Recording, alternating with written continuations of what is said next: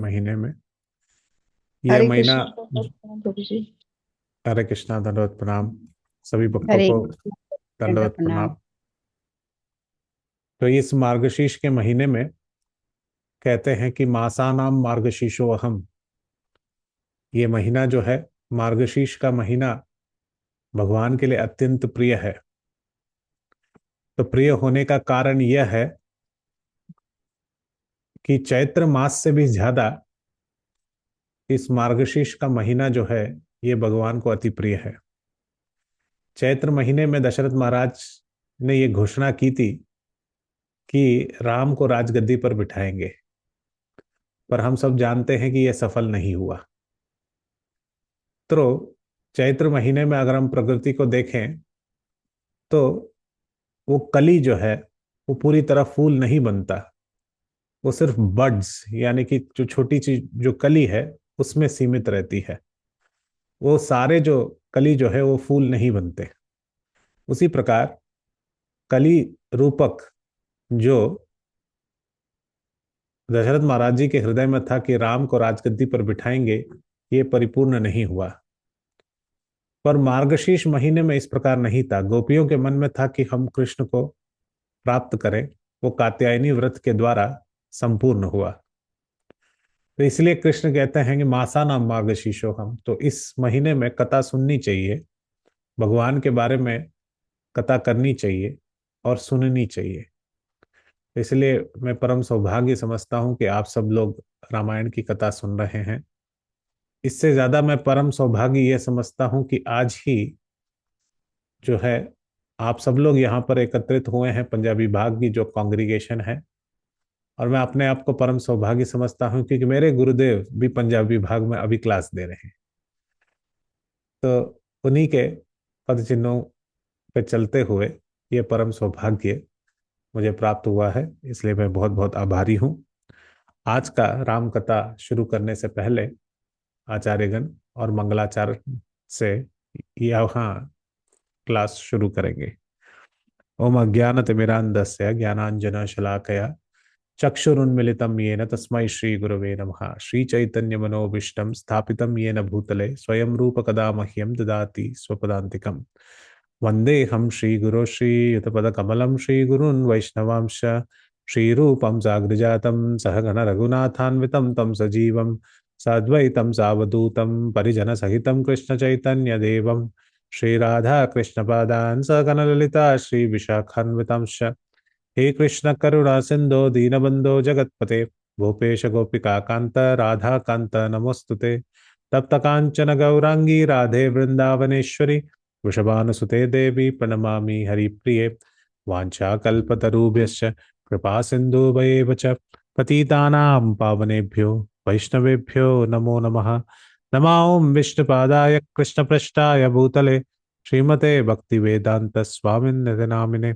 नमस्ते सारस्वते देवे गौरवाणी प्रचारिणे निर्विशेष शून्यवादी पाश्चात्य देश तारिणे। जय श्री कृष्ण चैतन्य प्रभु नित्यानंद श्री अद्वैत गदाधर शिवासदि गौर भक्त वृंद। हरे कृष्ण कृष्ण कृष्ण हरे हरे, हरे राम राम राम हरे हरे। मूकं करोति वाचालं पंगुं लंघायते गिरिं यत्कृपातमहं वन्दे श्रीगुरुं दीनतारिणं परमानन्दमाधवं श्रीचैतन्येश्वरं। हरि ओं तत्सत्। कूजन्तं राम रामेति मधुरं मधुराक्षरम् आरुह्य कवितां शाखां वन्दे वाल्मीकिकोकिलं। वाल्मीकिमुनिसिंहस्य कवितावनचारिणः शृण्वन् रामकथानादं को न यान्ति परां गतिम्। यत् पिबान् रामचरितामृतसागरम् अरुतस्तं मुनिं वन्दे प्राचेता समकल्मषम्।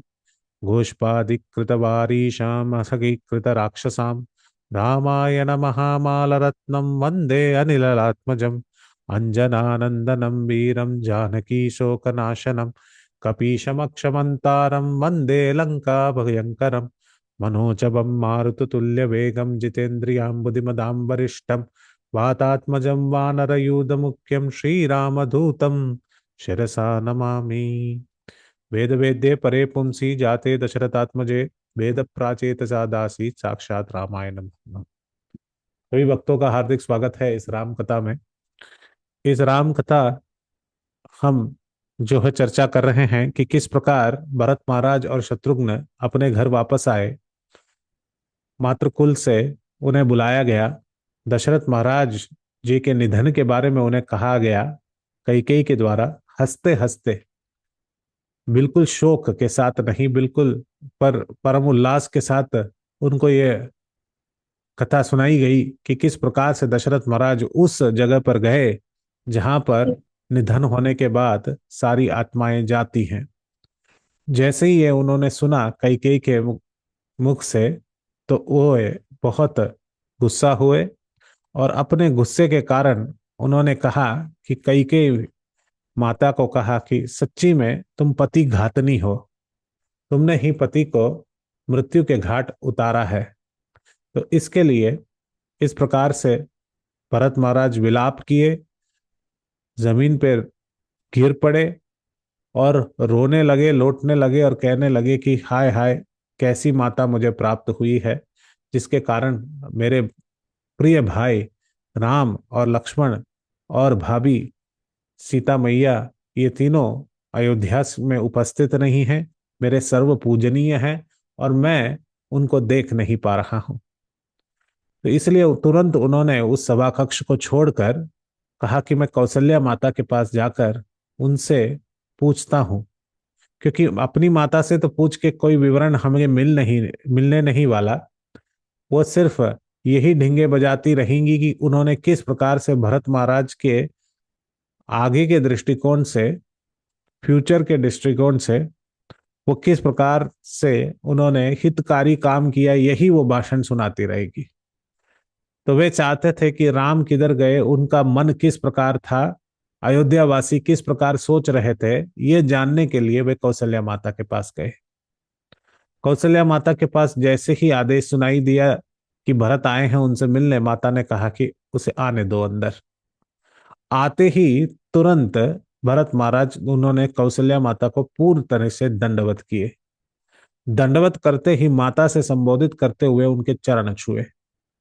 देखिए, ये एक प्रतिक्रिया है।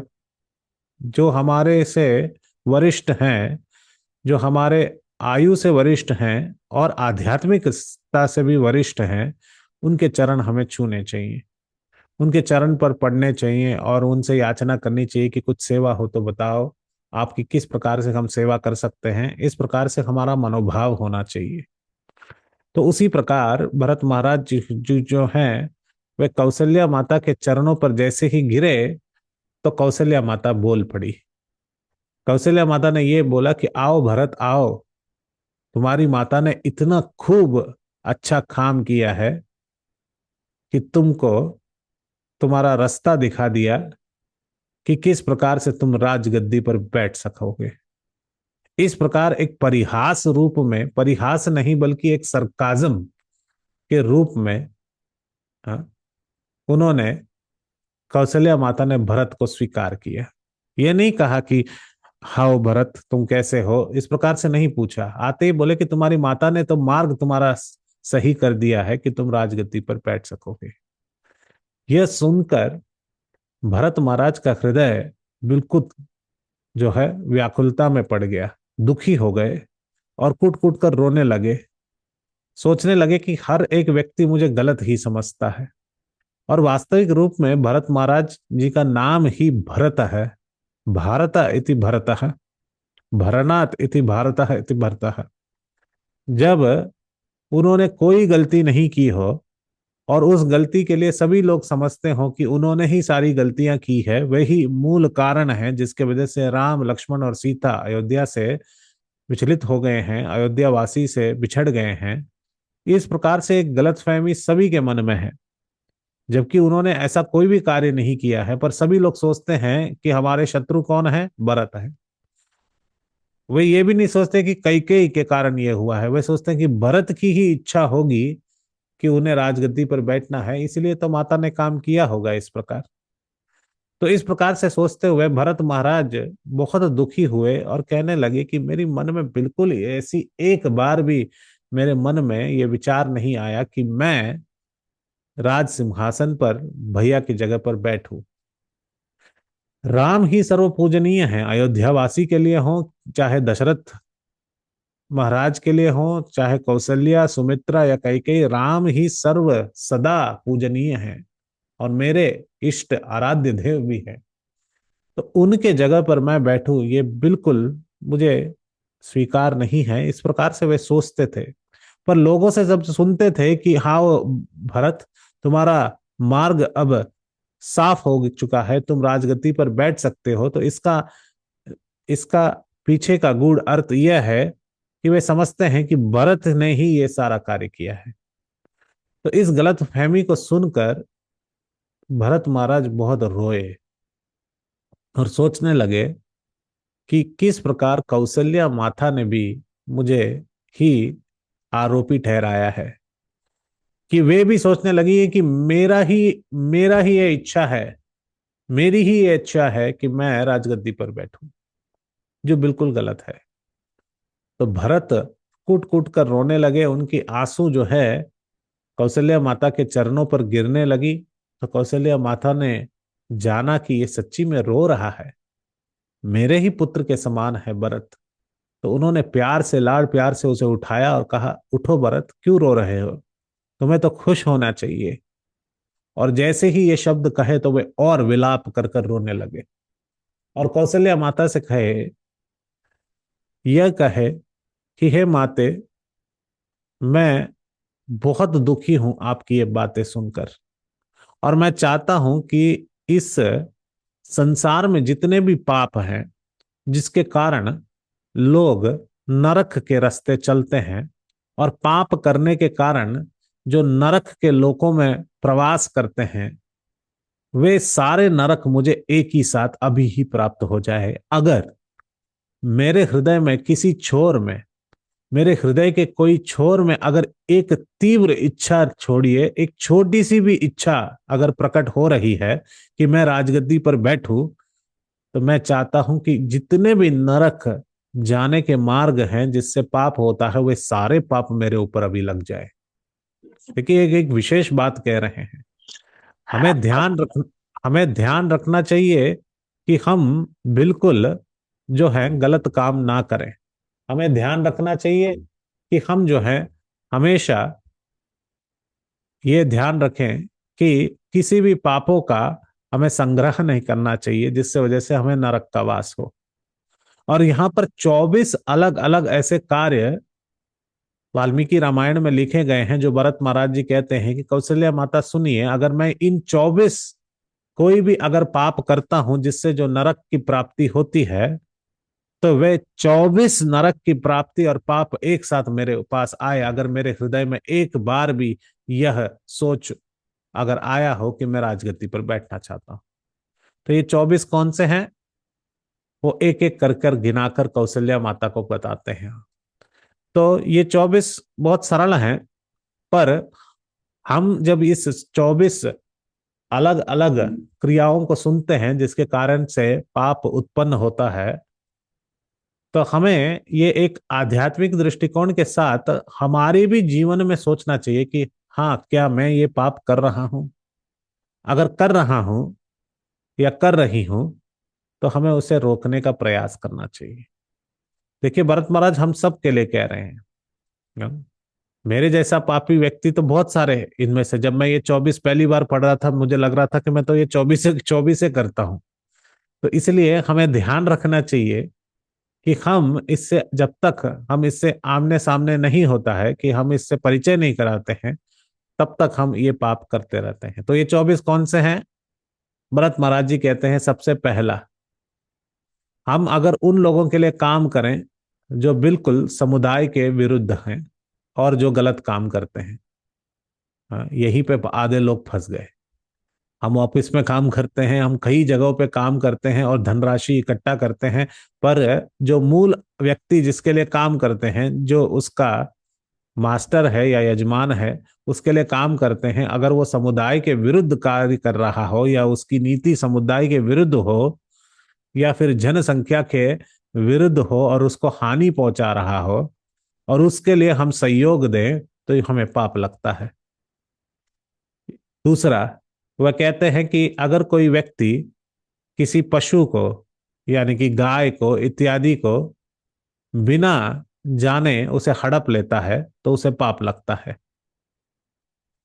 तीसरा, अगर कोई व्यक्ति दूधारोपण कर रहा हो किसी गाय से, उस गाय को लात मारना, ये माता को लात मारने के हिसाब से माना जाता है, तो उससे भी पाप होता है। चौथा, हम किसी को धनराशि देते हैं कि आप हमारे लिए काम कीजिए।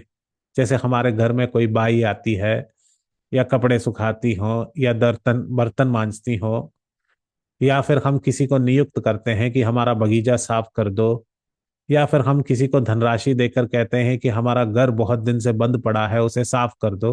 तो इस प्रकार अलग अलग लोगों को नियुक्त करते हैं कुछ काम करने के लिए।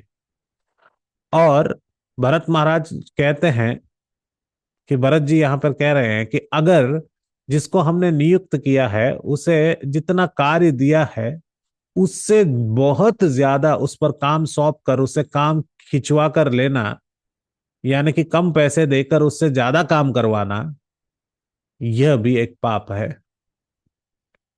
इससे हमें सतर्क रहना चाहिए कि हमें यह नहीं सोचना चाहिए कि मेरे पास धन है और ये हमारे लिए काम कर रहे हैं, तो इनसे जो है ज्यादा काम निचोड़ कर ले सकते हैं।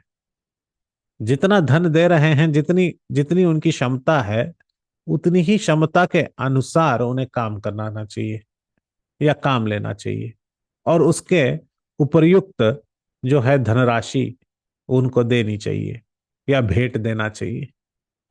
तो यह भी चौथा पाप कहते हैं कि किसी से अधिक काम करवाना एक पाप है।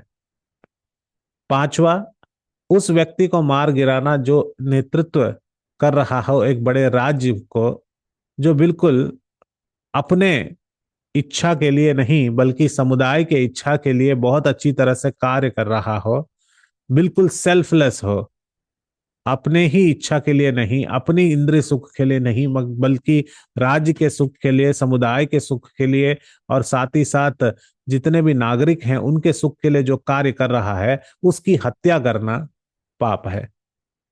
हत्या करना तो पाप है ही, ऐसे व्यक्ति जो सबके समुदाय के लिए काम कर रहे हैं उनकी हत्या करना पाप है। आजकल तो सुनते ही हैं कि किस प्रकार राजनीतिक दलों में जो व्यक्ति अच्छे काम कर रहे हैं उन्हें मृत्यु का घाट उतार दिया जाता है। कितना बड़ा पाप है ये, मेरे को लाइट वाइट ऑन करने पे बोलेगा। बहुत बड़ा पाप है। तो इससे हमें बचना चाहिए।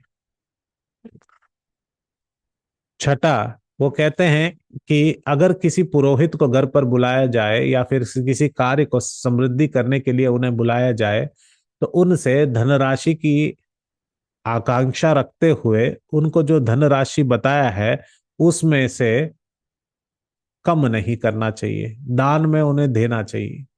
कई सारे लोग बहुत बड़ी बड़ी शादियां करते हैं, प्लेन में जाते हैं, कहीं और डेस्टिनेशन वेडिंग करते हैं, अलग अलग जगहों पर जाकर खूब खर्चा करते हैं, पर जब पंडितों को दक्षिणा देने की बात आती है तो हाथ सिकुड़ जाते हैं। कहते हैं कि आप थोड़ा सा कम क्यों नहीं ले लेते, क्योंकि वो हमेशा यही सोचते हैं कि हमारी जो बहू है, हमारी जो जो बेटा है, वो तो प्लेन में जाएगा मगर पंडित तो चल के ही आना चाहिए। पंडित तो वही होता है जिसके पास धन नहीं होना चाहिए। इस प्रकार से सोचना बिल्कुल गलत है। तो हमें तो ब्राह्मणों को और दान देना चाहिए, ब्राह्मण इत्यादि को ध्यान दान देना चाहिए जो परिपूर्ण तरीके से अपना काम कर रहे हों। तो किसी पुरोहित के साथ जो है बार्गेन करना कि तुम तुम्हारा पैसा कम कर लो, और उनका कार्य समाप्त होने के बाद उनको पैसा ना देना, ये भी बहुत बड़ा पाप है। तो ये छठा पाप कह रहे हैं। सातवां कह रहे हैं कि बहुत बड़ा पाप यह है कि हम सारे शास्त्रों के बारे में सुनते हैं, श्रवण करते हैं, फिर भूल जाते हैं। इसमें तो मैं आ ही जाता हूँ। कितनी बार तो सुनते हैं और वो आधा चीज भूल जाते हैं, बोलते वो भी पाप है, हमें याद रखना चाहिए। भरत महाराज कहते हैं कि आपको याद रखना, उसमें से जो पाप आता है और वो सुनने के बाद भी हम पाप करते हैं, उसके विपरीत कार्य करते हैं। जैसे कि सुनते तो हैं कि 16 माला जपना चाहिए, 16 माला हाँ हाँ जपेंगे बहेंगे, और 16 माला जपेंगे नहीं, ये बहुत बड़ा पाप है। कौशल्या माता सुन रही हैं, ये सारे पाप वो गिना रहे हैं। सातवां कहते हैं, आठवां कहते हैं कि जिन्होंने कभी नारायण का मुख ही नहीं देखा हो, जिन्होंने कभी अर्च विग्रह का मुख नहीं देखा हो या मंगलारती में आए नहीं हो, वो भी बहुत बड़ा पाप है। नौवां कहते हैं जिन्होंने अन्न का भक्षण किया है जो दूध के साथ। देखो दही चावल तो खाते ही हैं, दूध चावल भी काफी सारे लोग खाते हैं। तो दूध चावल खाना मना नहीं है, मगर उसे भोग की तरह चढ़ाकर अगर नहीं खाया गया तो वो बहुत बड़ा पाप है। कहने का तात्पर्य यह है कि प्रसाद खाना चाहिए। 10वां कहते हैं कि अध्यापक के बारे में परिहास करना। स्कूल में किसने नहीं किया होगा? ये अध्यापक इस प्रकार है, वो अध्यापक इस प्रकार है। इस प्रकार से जो टीचर हैं, जो गुरु हैं, उनके बारे में परिहास करना, चाहे वो आध्यात्मिक के हों चाहे वो भौतिक के हों। अगर किसी अध्यापक या टीचर के बारे में परिहास कर रहे हैं, गुरु के बारे में परिहास कर रहे हैं, ये भी बहुत बड़ा पाप है। 11वां कह रहे हैं कि जिन व्यक्तियों को सामने से ना बोलकर पीछे से उनकी निंदा जो करता है, वो भी बहुत बड़ा पाप है। 12, घर में अगर आपकी माता आपको बुलाए और कहे कि ये देखो ये वृंदावन का प्रसाद है, ये आया है, प्रभु जी ने या माता जी जो वृंदावन गई थी दिए थे, उन्होंने आपके हाथ में पेड़ा रख दिया श्री श्री राधा श्याम सुंदर का, या कहा कि ये पंजाबी बाग से प्रसाद आया है राधा राधिका रमन का, और आपके घर में 2 भाई और 1 बहन है, और पूरा पेड़ा आप ही खा जाएं, तो ये भी पाप है। जो परिवारजन है उनको प्रसाद बांटना चाहिए। अकेले अकेले प्रसाद खाना भी पाप है। दूसरे से पूछना चाहिए आपको चाहिए क्या, बांटिए प्रसाद, सबके साथ बांटना चाहिए। तो प्रसाद अकेला खाना 12वां कह रहे हैं कि ये भी पाप है। अगर कोई बच्चे को या कोई महिला है या कोई वरिष्ठ या वृद्ध है, उनको मारना भी पाप है। ये 13वां कह रहे हैं। 14वां कह रहे हैं कि अगर कोई व्यक्ति अपने परिवार को मांसाहार के द्वारा या मांस बेचने के द्वारा या फिर मदिरा पान इत्यादि बेचने के द्वारा या फिर लोहे का काम करते हुए, जो लोहा और लोहे के फैक्ट्री में काम करते हैं या फिर जहर बनाने का काम करते हैं, ये सब पाप है। प्रभु जी हमारा तो स्टील और लोहे का इंडस्ट्री है, अब ये भी क्या पाप है? तो उसके प्रायश्चित होते हैं। पर जनरली देखना चाहिए कि वो लोहा किस प्रकार से इस्तेमाल हो रहा है। बिल्डिंग इंडस्ट्री ठीक है, अगर उससे कोई वेपन बना रहा है, कोई अस्त्र शस्त्र बना रहा है जिससे दूसरों की हानि हो, वैष्णवों का हानि हो, तो उसे भी पाप माना गया है। इसके साथ ही साथ 15वां कह रहे हैं कि अगर कोई रण को छोड़कर भाग जाता है तो उसको भी पाप लगता है। क्षत्रिय अगर कोई पुलिस अपना काम नहीं करता है और अपने कर्तव्य से विमुख हो जाता है तो उसको भी ये पाप लगता है। 16वां कह रहे हैं कि अगर कोई व्यक्ति वेदों में जो बात कही गई है उससे बिल्कुल विपरीत कुछ कार्य करे, जैसे कि एक कपाल को लेकर वे जो है भीख मांगने चले गए, या फिर नग्न होकर घूम रहे हों, या फिर स्मशान में निवास करते हों। शिव जी के बारे में नहीं कह रहे हैं, मगर बल्कि जो व्यक्ति, अगर जीवात्मा कोई इस प्रकार से कार्य करे जो ये वेदों में वर्जित है, तो वो भी पाप है। 17 जो है काम वासना में जो 4 नियम है उसे तोड़े तो वो भी पाप है। 18 कहते हैं कि दूसरों के धन को अगर हम इकट्ठा करने की कोशिश करें या उससे चुरा लें और उस धन में आनंद लें तो वो भी पाप है। 19वां, ये सबको अंडरलाइन करके बोल्ड करके चिपका देना चाहिए कि ये पाप नहीं करना है। सूर्यास्त और सूर्योदय के समय कंबल ओढ़कर सोना, ब्रह्म मुहूर्त में नहीं जागना, यह भी पाप है। और सूर्य अस्त जब हो रहा है तब भी सोना पाप है। एटलीस्ट उठकर बैठना चाहिए, दिया जलाना चाहिए। लक्ष्मी का आगमन का समय होता है तो उस समय पर भगवान नारायण के बारे में सोचना चाहिए। तो इस प्रकार से सोना। 19वां कह रहे हैं कि सूर्यास्त और सूर्योदय के समय में निद्रा का आस्वादन लेना भी पाप है। 20वां, अगर हम देव पितृ और ऋषिगण के प्रति अगर हम अपने कर्तव्य नहीं निभा रहे हैं तो वो भी पाप हो है। 21वां, अगर कोई आपके घर पर आए और पानी के लिए पूछे और आपने कहा नहीं हटो यहां से चले जाओ, मेरे घर पे पानी नहीं है, पानी का सेवन ना कराना, ये भी पाप है। और उसी प्रकार नदी में बहुत सारे जो है दुर्गत नदी को दूषित करना भी एक पाप है। खाने में जहर मिलाना पाप है। और दूसरी की स्त्री पर स्त्री के ऊपर नजर डालना भी पाप है। इस प्रकार से 24 पाप जो है अलग अलग प्रकार के वाल्मीकि रामायण में भरत जी कह रहे हैं और कौशल्या माता से कह रहे हैं कि अगर मेरे हृदय के छोर में एक इच्छा भी इस प्रकार से प्रकट हुआ कि मैं राम को राजगद्दी पर ना बैठते हुए मुझे राजगद्दी प्राप्त होना चाहिए, इस प्रकार से अगर मेरी सोच भी अगर एक हृदय के छोर में उत्पन्न हुआ है, तो ये 24 पाप जो है और इसके कारण जो नरक हैं वे सारे नरक मैं चाहता हूं कि मैं उसका निवास नित्यंत रूप से करूं। कहने का तात्पर्य यह है कि मैंने ऐसा सोचा भी नहीं है माते। जब उन्होंने यह सुना कौशल्या माता रोने लगी और उन्होंने भरत को उठाया, आलिंगन किया और कहा कि मैं एक चीज बिल्कुल कह सकती हूं कि स्वयं मेरा पुत्र राम भी इस प्रकार नहीं सोच सकता जिस प्रकार भरत आप सोच रहे हो। ये कौशल्या माता के वचन हैं, ये कौशल्या माता के बोल हैं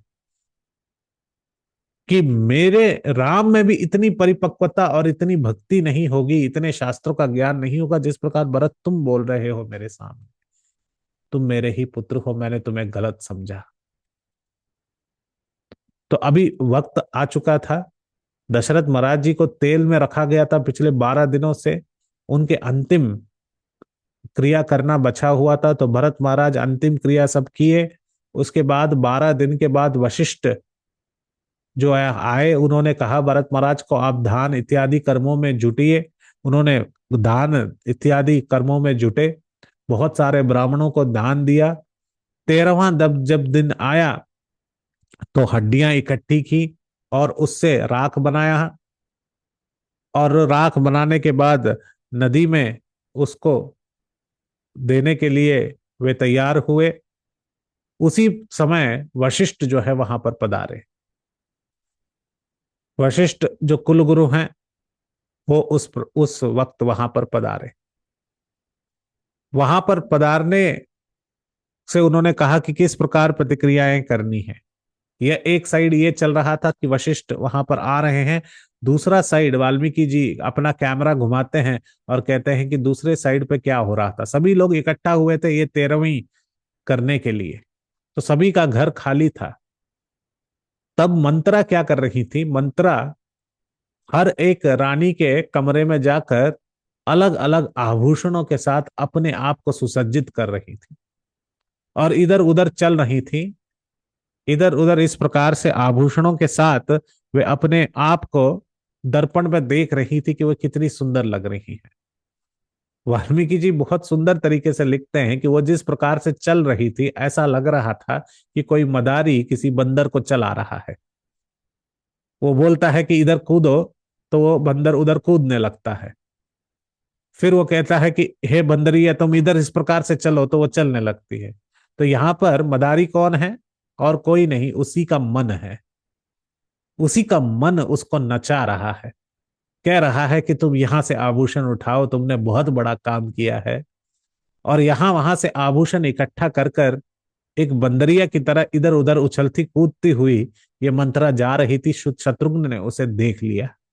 शत्रुघ्न के आंखों से बचने के लिए वो यहाँ से चुपके से अयोध्या से बाहर निकलने की कोशिश कर रही थी, तो शत्रुघ्न ने हाथों हाथ पकड़ लिया और उसको घसीट कर ले आए भरत के पास और कहा कि भैया यही मूल कारण है सभी विनाश का।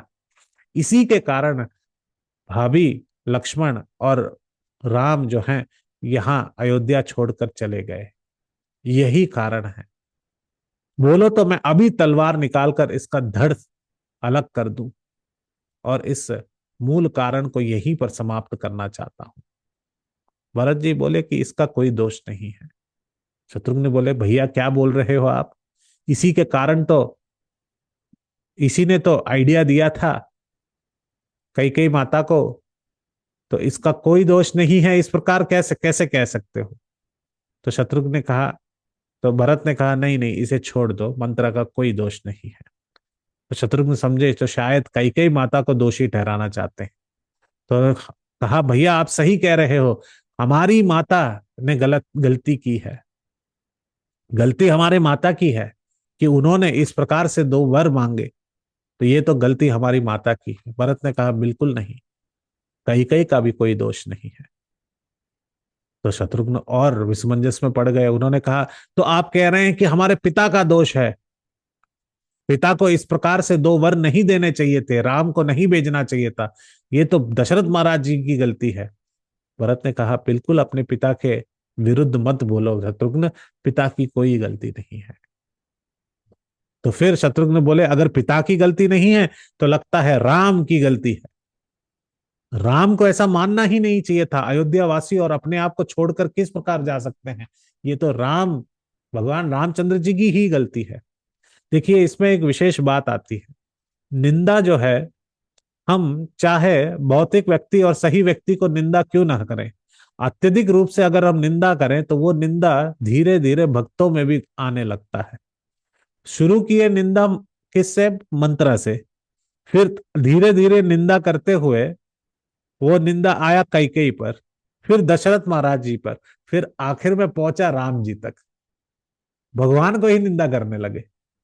तो निंदा हमें ध्यान रखना चाहिए। तो भरत जी कहे, बिल्कुल राम की भी गलती नहीं है। तो शत्रुघ्न विसमंजस में पड़े हुए थे, उन्होंने मंत्रा का हाथ छोड़ा और उन्होंने कहा, तो किसकी गलती है भरत, मुझे बताओ। तो भरत बोले कि ये मेरी गलती है, मेरी गलती यह है। उन्होंने बोला, तुम्हारी गलती किस प्रकार से हुई भरत? तो कहा कि कौन सी ऐसी दासी नहीं होती जो नहीं चाहती कि अपनी जो यजमान है या अपना जो मास्टर है उसे हम संतुष्ट ना करें। हम सभी लोग अगर दास हैं किसी के, हमारे बॉस को संतुष्ट करने के लिए काम करते हैं। तो मंत्रा भी एक दासी हुई और उसकी बॉस कौन है? और कोई नहीं, कैकेयी है। तो वो चाहती थी कि कैकेयी खुश हो, तो इसलिए उसने कार्य किया। तो फिर कैकेयी का गलती कैसे नहीं है? मतलब कौन सी माता ऐसी है जो नहीं चाहती कि अपना पुत्र पले बढ़े? तो कैकेयी का भी कोई कोई दोष नहीं। तो राम राम नहीं, दशरथ महाराज जी का क्या दोष, किस प्रकार से दोष नहीं है? एक पति का कर्तव्य है कि पत्नी की जो इच्छाएं हैं उसे पूरा करे, तो इसमें पति का भी कोई गलती नहीं। तो राम राम तो पितृवाक्य परिपालन, अपने पिता के वचनों को पालन कर रहे हैं, तो उनमें भी कोई गलती नहीं है। तो शत्रुघ्न बोले, तो गलती किसकी है? बोले, गलती मेरी है कि मैं पैदा हुआ। अगर मैं पैदा नहीं हुआ होता तो कैकेयी के मन में इस प्रकार से इच्छा नहीं होती, दशरथ महाराज जी को इस प्रकार से वरदान नहीं देना पड़ता, और राम कभी अयोध्या छोड़कर जाते ही नहीं। ये एक भक्त का परिचय है, जो गलतियां अपने आप मानता है कि हाँ मेरी गलती है, दूसरों पे दोष नहीं ठहराता है। देखो ये भरत महाराज कितने आसानी से दूसरों पे दोष ठहरा सकते थे, क्योंकि सभी लोग उनके साथ इसी प्रकार प्रतिक्रिया कर रहे थे। सभी लोग उनको दोषी ठहरा रहे थे जब भी वे दोषी नहीं थे, उन्होंने कोई गलत काम नहीं किया। वे उल्टे बोल सकते थे कि तुम मेरे बारे में बोल रहे हो, तुम सब गलत कर रहे हो, तुम्हारे वजह से ये परिस्थिति उत्पन्न हुई है अयोध्या में, इस प्रकार से वे कह सकते थे, पर उन्होंने कहा नहीं इस प्रकार।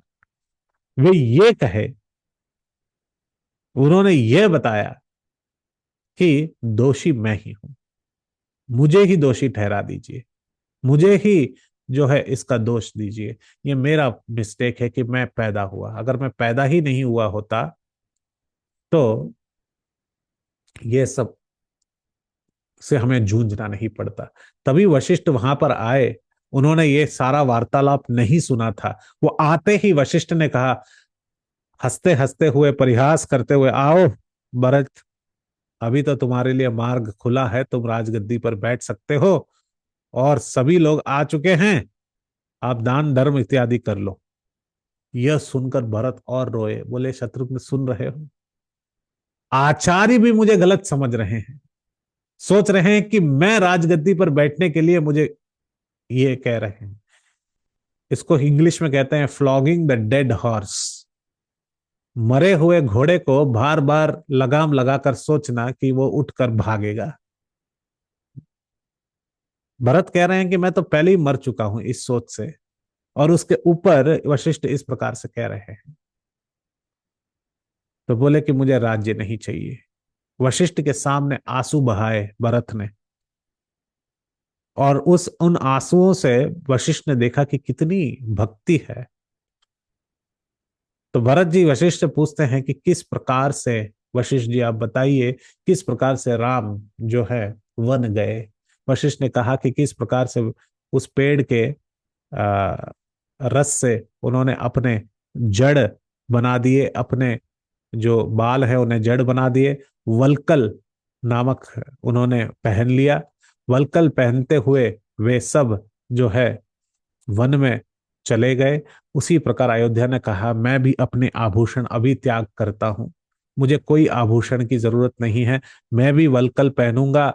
मैं भी अपनी माताओं के साथ, अयोध्या के राज मुकुट के साथ, मैं अभी सारे जितने भी घुड़सवार, जितने भी हाथी के सवार हैं, जितने भी सैन्य है, सारे सैन्य के साथ अभी मैं वन जानूंगा।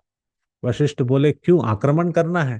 बोले, वशिष्ठ अभी भी आप नहीं समझे। इन सबको भगवान के चरणों में समर्पित करके मैं वनवास के लिए जाने के लिए तैयार हूं और राम को वापस अयोध्या ले आने के लिए तैयार हूं। चलो चलिए, अभी जानना है कि राम कहाँ गए हैं, इसलिए मुझे बताइए कि राम कहाँ हैं। इस प्रकार से जब वशिष्ठ के सामने उन्होंने अपना हृदय की बात कही तो वशिष्ठ अत्यंत खुश हुए। वशिष्ठ ने देखा कि भरत के हृदय में सच्ची में राम की भक्ति उमड़ रही है। पर यहां तक सीमित नहीं था कि भरत को कौन गलत समझे। यह कहानी और आगे चलती है। तो सभी सैन्यों के साथ, अयोध्या वासियों के साथ, जबाली नामक अन्य ऋषियों के साथ, राजमाताओं के साथ, कैकेयी, सुमित्रा, कौशल्या के साथ, राजमुकुट अयोध्या के साथ राम चल पड़े। उसी रास्ते पर, उसी पद चिन्हों को देखकर, उसी रथ के मार्ग को देखकर, सुमंत्रा को आगे रखते हुए। क्यों सुमंत्र को आगे रखे? क्योंकि सुमंत्र ही थे, जहां तक उन्होंने राम जी के पास लेके गए थे उनको पता था किस रास्ते से गए। तो सुमंत्र को आगे रखकर वे चलने लगे। चलते चलते वे कहां पर पहुंचे? वे वहीं पर पहुंचे, श्रृंगबेरीपुरा, जहां पर केवट था। हम सब लोगों ने केवट का प्रसंग सुना है कि किस प्रकार से केवट ने राम जी को गंगा पार कराया था, कहां पर सोए थे, क्या क्या फल खाए थे, इत्यादि सब। उसी समय वाल्मीकि जी ने बहुत सारे सुंदर श्लोक प्रस्तुत किए हैं। पर यहां पर मैं वाल्मीकि रामायण से थोड़ा सा दूर जाकर दक्षिण भारत के कंबन के रामायण के पन्नों को छूना चाहूंगा।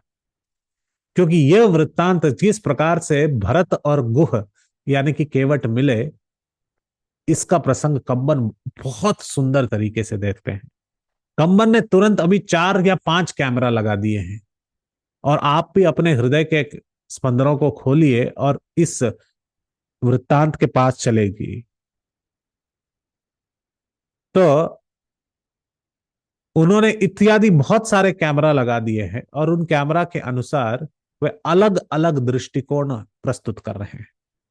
एक दृष्टिकोण है कि किस प्रकार से केवट अपने निषादों के राजा के होने के कारण अपने सारे जो नाविक हैं उनको किस प्रकार से उद्देश्य से क्या मार्गदर्शन करा रहे हैं। उन्होंने जब भरत को देखा तो उनकी दृष्टिकोण बता रहे हैं, ये एक कैमरा कैप्चर कर रहा है। दूसरा कैमरा है भरत केवट को देखकर और निषादों के राजा के समान देखकर वे सुमंत्र से क्या पूछ रहे हैं कि ये कौन है, वो एक अलग दृष्टिकोण है। तीसरा दृष्टिकोण यह है कि सुमंत्र जो जानते हैं कि केवट कितना बड़ा भक्त है राम का, उनका उत्तर भरत को दे रहे हैं। चौथा, अयोध्या वासी भरत को देख रहे हैं और उनकी क्या प्रतिक्रिया होगी इस पर, यह देख रहे हैं चौथा कैमरा। तो ये चारों कैमरा और चारों अलग अलग दृष्टिकोण यहां पर कंबन प्रस्तुत कर रहे हैं। जरा सुनिए इस बात को, बहुत सुंदर है ये बात रामायण में।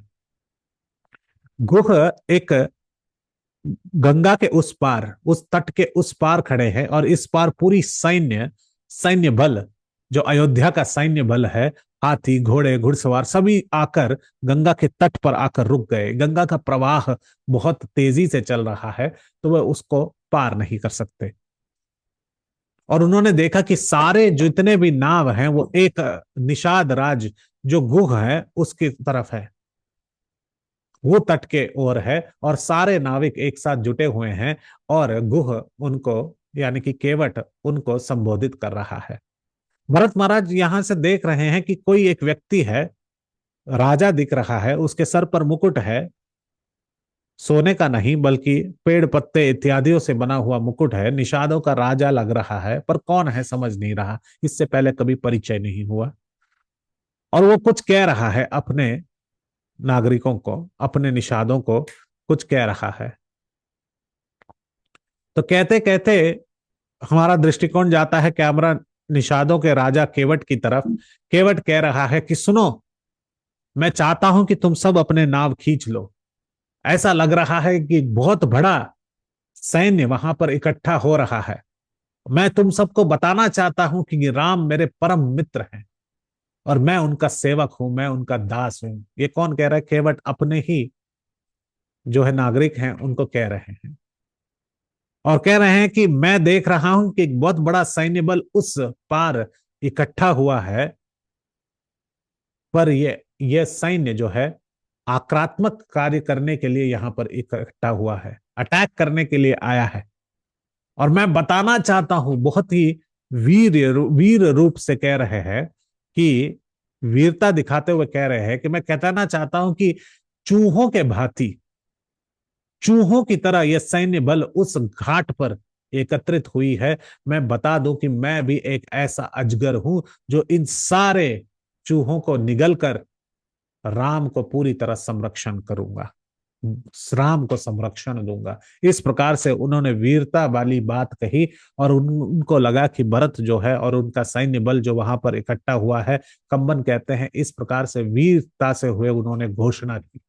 सभी लोग अपने अस्त्र शस्त्र, चप्पू इत्यादि लेकर तैयार हो गए कि अभी सरदार जिस केवट ने जिस प्रकार से कहा उस प्रकार से हमें इन सैन्य बल से आक्रमण भी करना पड़े, राम जी का संरक्षण करना पड़े, तो हम करने के लिए तैयार हैं। और उसी के साथ उस बल पर जब देखे, उस तट पर जब देखे, तो भरत महाराज, भरत जी ने यह कहा कि आप बताइए कि ये जो सामने जो खड़े हैं सुमंत्र जी, आप मुझे परिचय दीजिए कि ये कौन है। तो सुमंत्र तुरंत कहने लगे, और सुमंत्र के शब्द भी बहुत सुंदर हैं। तो उन्होंने, कंबन ने कहा कि सुमंत्र क्या बता रहे हैं, और इसके लिए तो कंबन को गोल्ड मेडल देना चाहिए। तो उन्होंने कहा कि आप जो हैं मेरी बात सुनिए। वो जो व्यक्ति वहां पर खड़ा है, वो गंगा के दोनों तट को वो अपना समझ रहा है, और जो कि है भी, वो ही उसका यजमान है। और उसके पास जो है कई सारे नाव हैं, और ऐसे नाव में वो नव्य होकर वो पूरी तरह से नाव चलाता है, यहां से वहां, इस तट से उस तट तक पहुंचाने के लिए। यहां पर एक शब्द यूज किया है नव्य, यही शब्द बाद में पड़ा नेवी। नेवी यानी कि हम सब जानते हैं जो नाव में चलते हुए एक राज्य समूह का संरक्षण करते हैं। एक दिव्य देश भी है केरल में जिसका नाम है तिरुनव्य, बहुत सुंदर एक दिव्य देश है जिसको जाकर दर्शन ले सकते हैं। तो उसी प्रकार इन नावों का, जल समूहों का, इस नावों का सरदार है ये केवट। और इसे भरत भरत के ऊपर उन्हें उन्होंने कहा कि किस प्रकार से यह राम की सेवा कर रहा है, किस प्रकार से राम जी की सेवा में तत्पर है। कैसे कहा उन्होंने? उन्होंने कहा कि ये राम के परम मित्र हैं, राम जो इक्ष्वाकु कुल में आए हैं। और जैसे ही उन्होंने कहा कि ये सब नाव उसके हैं, ये सब तट उसका है, तो भरत महाराज उससे बिल्कुल प्रसन्न नहीं हो रहे थे। आप किसी के बारे में सुनना चाहते हैं, किसी को खोज रहे हैं, तो अगर कोई कहे कि इसका ये रियल एस्टेट है, इसका इतने घर हैं, तो कोई उससे खुश नहीं हो रहा। जैसे उन्होंने कहा कि ये राम के परम मित्र हैं, जैसे उन्होंने कहा राम जी के मित्र हैं, तो तुरंत भरत के आंखें खुल गई और वे सुनने लगे कि अच्छा राम के मित्र हैं। तो वह तुरंत उनके आंखों में आंसू आ गए। तो भरत जी ने पूछा तो वे अस्त्र शस्त्र के साथ क्यों खड़े हुए हैं? तो कहे कि राम के लिए वे तैयार हो रहे हैं। वे समझ रहे हैं कि हमने कोई गलती की हो, हम यहाँ पर आक्रमण करने के लिए आ रहे हो, इसलिए अस्त्र शस्त्र लेकर राम की संरक्षण करने के लिए, सीता मैया का संरक्षण देने के लिए, लक्ष्मण का संरक्षण करने के लिए वे यहाँ पर अस्त्र शस्त्र लेकर भी खड़े हुए हैं। यह जब भरत ने सुना तो भरत का हृदय पूरी तरह से पिघलने लगा। और सुमंत्र ने आखिरी में कहा, और कंबन लिखते हैं इस प्रकार से, मैं दो चीजें नहीं जानता। ये गंगा कितनी गहरी है ये नहीं जानता, ये गंगा का पानी का प्रवाह का तेज कितना है ये मैं नहीं जानता। उसी प्रकार यह प्रेम का जो प्रवाह है, जो केवट के हृदय में है, जो भक्ति का जो प्रवाह है, और ये जो गहरापन जो भक्ति का है हृदय में केवट का, ये मैं नहीं जान सकता। इसको जैसे ही कानों में सुनाई पड़ा सुमंत्र के वचनों से, तो कैमरा टर्न होने लगा भरत महाराज जी की तरफ। भरत महाराज जी के चेहरे पर आंसू थे। तुरंत उन्होंने अपने जितने भी चीजें लेकर आए थे उसको नीचे गिरा दिया, मुकुट किसी शत्रुघ्न के हाथ में दे दिया, अंजलि मुद्रा के साथ उसी तट से भागने लगे केवट की ओर। उसी अंजलि मुद्रा के साथ नमस्ते करते हुए वे भागे, आंखों में आंसू लिए। और उस दृश्य को देखकर केवट का हृदय बिल्कुल परिवर्तित हो गया। गुह गुह ने कहा, केवट ने कहा, लगता है मैंने बहुत बड़ा एक अपराध कर दिया है। इसका चेहरा तो देखो, इसके आंखों में आंसू है, और ये जिस प्रकार से दौड़े चले आ रहा है, भूल गया है कि गंगा का प्रवाह इतना प्रमुख है, फिर भी राम से मिलने के लिए जिस प्रकार से दौड़े चले आ रहा है, इससे पता लगता है कि मेरा अनुमान जो था वो बिल्कुल गलत था। और वे कहते हैं, गुह कहते हैं कि उसके साथ में एक और भाई है, ऐसा लगता है दूसरा लक्ष्मण भी आया है। और इसका चेहरा तो देखो, भरत बिल्कुल राम जी की तरह दिखता है। तो जैसे राम और लक्ष्मण आए, वैसे ही मुझे लगता है भरत और शत्रुघ्न यहाँ पर पहुंचे हैं। मैंने सुना तो है कि चार भाई हैं, दो भाई को तो मैंने देख लिया, अब दूसरे दो भाई भी मुझे दर्शन दे रहे हैं। इस प्रकार से केवट ने सोचा, और इस प्रकार से उसने अपने मन को ही कोसा कि मैं किस प्रकार से सोच सकता हूं कि राम के जनन के बाद जो दो भाइयों की जनन हुई है, जिनका जन्म हुआ है, वे क्रूरता कैसे कर सकते हैं। राम के सानिध्य में जिसी पालकी में वे भी सोए हैं, वे क्रूरता कैसे कर सकते हैं। और मैं उन्हें क्रूर करते हुए मैं समझ बैठा, ये मेरी बहुत बड़ी गलती है। तो उसी समय उन्होंने सारे नाव सब इकट्ठा किए और भरत और केवट का मिलन हुआ। देखिए, दो भक्त मिल रहे हैं, जिसके हृदय में भक्ति उत्तम रूप से जो है राम की तरफ है। भरत महाराज भागे भागे आ रहे थे तो हाँफ रहे थे, और कहा कि बताओ केवट, कहाँ है मेरे बड़े भाई? और आंखों में आंसुओं के साथ पूछने लगे, मेरे भाई कहाँ हैं? मुझे पता है सुमंत्र ने कहा कि तुम मेरे भाई के मित्र हो। तो गुह ने तुरंत कहा, मैं सब कुछ आपको बताने के लिए तैयार हूं, मगर जरा मुझे बताइए, आपने ये सैन्य इत्यादि बल सब इकट्ठा कर कर यहाँ पर आए हैं, कहीं राम को कुछ हिंसा, राम के ऊपर हिंसा करने के लिए तो नहीं आए हैं? इस प्रकार जब पूछा तो उनका हृदय और टूट पड़ा। अब केवट भी उनको गलत समझने लगे। देखिए, कितने लोग भरत को गलत समझ रहे हैं, उनकी धारणा क्या है उसे गलत समझ रहे हैं। हमें कोई एक व्यक्ति कह दे कि जो कार्य हमने नहीं किया, हम पर आरोप लगाए, तो हम सब कुछ सैन्य बल के साथ उनके ऊपर गिरने के लिए तैयार हैं। मगर भरत को बारंबार ये कहा गया कि तुमने ही, तुम्हारे कारण ही ये हुआ है, तुम्हारे कारण ही वो समाप्त हुआ है। इस प्रकार से कहने लगे, फिर भी भरत उनकी बातें सुन रहे थे। तो इस प्रकार से जब उन्होंने कहा, तो गुह ने इस प्रकार से जब कहा, तो भरत और रोने लगे, और का हृदय पूरी तरह से टूट गया। उन्होंने कहा कि मैं बिल्कुल राजगद्दी पर बैठने के लिए योग्य नहीं हूं, मैं तो राजगद्दी सौंपने आया हूं। केवट तो कह रहे थे कि अब तो तुम्हारे पास राज्य भी आ गया होगा, तुम संतुष्ट हो। बोले, केवट ऐसी बातें मत करो, मैं तो यहाँ पे राज्य सौंपने आया हूं। जैसे ही केवट ने ये बात सुनी, तो कंबन लिखते हैं कि भरत, तुम सच्ची में श्रेष्ठ भक्त हो। तुम अपने राज्य को पूरी तरह से राम के चरणों में समर्पित करने के लिए यहाँ पर आए हो।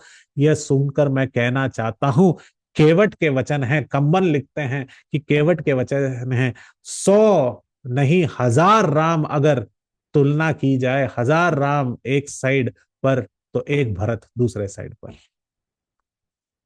1000 राम के तुलनात्मक एक भक्त है, वह जिसका नाम है भरत। मैं उससे मित्रता करना चाहता हूं। तो तुरंत वे दोनों आलिंगन किए, आंखों से अश्रु बहाए, और केवट ने पूछा, जरा बताओ कहां पर जानकी सोई थी, कहां पर लक्ष्मण सोए थे, कहां पर भाभी किस प्रकार सोई थी, कहां पर भैया सोए थे, ये मुझे बताइए। उन्होंने उस जगह दिखाया, और रोने लगे कि ये कांटो धारा वाले वृक्षों के पास भैया भाभी और लक्ष्मण सोए थे। ये किस प्रकार से मैं दृश्य देख रहा हूं। फिर उन्होंने देखा कि भाभी कहाँ सोई थी, वहां पर कुछ सुवर्ण जो है डस्ट पड़ा हुआ था, हिरण्यवर्णाम हरि ही, लक्ष्मी जो है हिरण्यवर्ण की है, तो वहां पर सोने की कांति थी। तो वो समझ गई कि यहाँ पर जानकी सोई थी, यहाँ पर भैया सोए थे, यहाँ पर लक्ष्मण सोए थे, या कोशिश कर रहे थे सोने के लिए। और हमने देखा ही था कि किस प्रकार से सो रहे थे, क्योंकि राम जी ने ही लक्ष्मण को उठाया था। तो उन्होंने कहा कि केवट ने कहा, है भरत, तुम्हारी भक्ति अपरंपार है। हर जो राजा इक्ष्वाकु कुल में आए, चाहे वो काकुस्थ हो, मानधाता हो, इक्ष्वाकु हो, सगर हो, दिलीप हो, असमंजस हो, सब एक तरफ, पर तुम अकेले भरत, तुम इस इक्ष्वाकु कुल के कुल प्रदीप हो। तुम्हारी भक्ति बिल्कुल अवर्णनीय है। और बाकी सब जो इक्ष्वाकु के कुल में आए, वे सिर्फ दीप समान है, और तुम सूर्य समान हो। इस प्रकार से केवट कहने लगे। कंबन उसको लिखते हैं। और उसके बाद भरत को कहते हैं कि यहाँ पर वे विराजमान हुए। तो भरत ने पूछा, क्या खाए, क्या पिए। तो बोले, सिर्फ पानी लिया उन्होंने मेरे हाथों। तो लक्ष्मण जी क्या किए, वो जो पानी बचा हुआ था, उसका अवशेष लक्ष्मण ग्रहण किए। क्योंकि विश्वक्सेन और लक्ष्मण और इत्यादि जो हैं, नित्य रूप से वैकुंठ में भी यही कार्य करते हैं। अनंत शेष जो भगवान के उच्चिष्ट हैं, उसी को आस्वादन करते हैं। भरत कहने लगे कि मैं इन सब से सीखना चाहिए मुझे, कि मैं कितना निर्लज व्यक्ति हूं, मैं कितना असहाय रूप में यहाँ पर पड़ा हुआ हूं। मुझे लक्ष्मण की तरह यह बात सीखनी चाहिए कि किस प्रकार सेवा करनी चाहिए। इस प्रकार से सोचते बातें करते करते रात बीत गई। वे वहीं पे विश्राम करने लगे। सुबह जैसे ही हुआ, भरत ने शत्रुघ्न को उठाया कि कहा, शत्रुघ्न, हमें आगे बढ़ना है। देखिए, ये ऐसा लग रहा है कि रिपीट हो रहा है। राम जी ने लक्ष्मण को उठाया केवट के वहां पे, और कहा कि हमें आगे चलना चाहिए। अब भरत शत्रुघ्न को उठा रहे हैं, बोले कि आगे चलना चाहिए। तो शत्रुघ्न बोले, आगे कहाँ चलना चाहिए। आगे अगले हफ्ते चलना चाहिए। कि अगले हफ्ते कहाँ मिलेंगे, किससे मिलेंगे, और क्या राम से मिलेंगे, क्या ये सैन्य पार होगी। गुह केवट ने तो पूरी सेना को अपने नाव के द्वारा उस पार से इस पार ला चुके थे। अब केवट से रास्ता मांगे। केवट ने रास्ता मार्ग दिखाया, कहाँ की तरफ, किसकी ओर बढ़ रहे हैं। क्या वो राम जी से मिले, क्या वो सैन्य उस पार जाने के लिए सक्षम हुआ, और उसके बाद क्या प्रतिक्रिया रही, किन लोगों से मिले। इन सब के लिए आप अगले हफ्ते जरूर आइए राम कथा में। श्रीला प्रभुपाद की जय। सीताराम लक्ष्मण हनुमान की जय। भरत राम मिलन जो आने वाला है कल, उसकी जय, यानी कि कल यानी कि अगले हफ्ते, उसकी जय हो। बहुत बहुत धन्यवाद। हरे कृष्णा। श्रील प्रभुपाद की जय। यदत्र स्खलितम किंचित विद्वांस सत्पूरयन्तु तत्, यदत्र सौष्ठवम किंचित तद्गुरोरेव मे नहीं। किसी को कोई प्रश्न है, सवाल है तो बिल्कुल पूछ सकते हैं। हरे कृष्णा।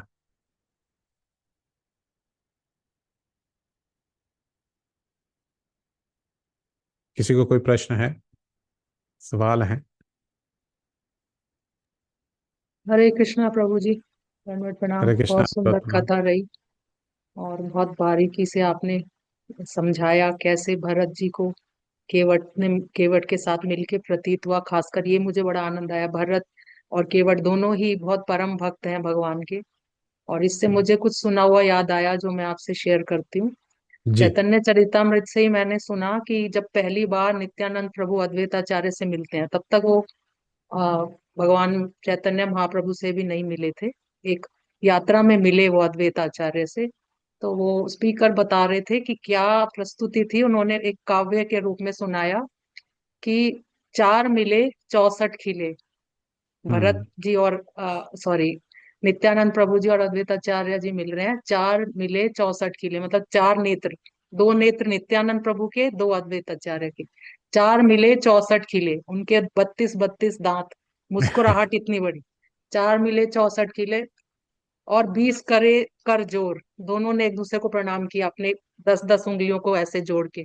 20 करे कर जोर, हरि भक्त से हरि भक्त मिले, विहंग 7 करोड़। तो उन्होंने बताया कि हर व्यक्ति के शरीर में 3500 रोम होते हैं। दोनों के रोम छिद्र गूस बम्स हुए तो विहंग 7 करोड़। 3.5 उनके रोम छिद्र और 3.5 उनके, दोनों के मिला के 7 करोड़ जो है उनके रोम छिद्र खड़े हो गए। तो ये काव्य तरीके से उन्होंने सुनाया, तब भी मुझे बहुत अच्छा लगा। और आज जब आपने केवट और भरत जी का मिलन बताया तो मुझे वो बात याद आई, मुझे लगा आपसे शेयर करूं। तो बिल्कुल बहुत बिल्कुल, बहुत आनंद बढ़िया आया। माता जी। बहुत बढ़िया, बहुत बढ़िया। That is very nice. और यही चार, ये तो दो लोग मिले, चार अभी अगले हफ्ते चारों के चारों भाई मिलेंगे। यारों, बहुत आनंद आएगा बहुत। तो बहुत अच्छा दृश्य लग रहा है। और कंबन रामायण से जब आप एक्सप्लेन करते हैं तो और भी ज्यादा आनंद आता है। तो बहुत बहुत धन्यवाद।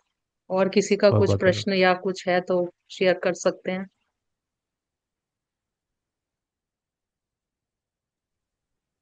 ठीक है प्रभु जी, बहुत बहुत धन्यवाद आपका। बहुत बहुत धन्यवाद। नेक्स्ट हरे क्लास में फिर कृष्ण। मिलेंगे। प्लीज एक्सेप्ट आवर कृष्ण प्रणाम। स्वांशा कल्पतरुभ्यश्च कल्पतरुभ्यश्च कृपा कृपा सिंधुभ्यश्च सिन्धुभ्येव च पतितानां पावनेभ्यो पतितानां वैष्णवेभ्यो नमः। अनंत कोटि अनंत वैष्णव कोटि वृंद वैष्णव की जय। वृंद श्रील की जय। श्री प्रभुपाद की जय। प्रभुपाद की जय। जय। Hare Hare Krishna Krishna thank you. प्रभु प्रभु जी, जी, दंडवत हरे हरे कृष्णा कृष्णा प्रणाम। प्रभु प्रभु जी, जी। धन्यवाद। दंडवत दंडवत प्रणाम। प्रणाम। थैंक धन्यवाद। यू सब सो मच बच्चों प्रभु को जी। दंडवत प्रणाम। हरे धन्यवाद। कृष्णा। धन्यवाद, धन्यवाद। बहुत बहुत बढ़िया, हरे बहुत कृष्णा। बढ़िया। आज तो प्रभु जी मेरे हरे रोंगटे ही कृष्णा खड़े हो प्रभु गए। जी। इतनी सुंदर हरे आपने कृष्ण। बताया।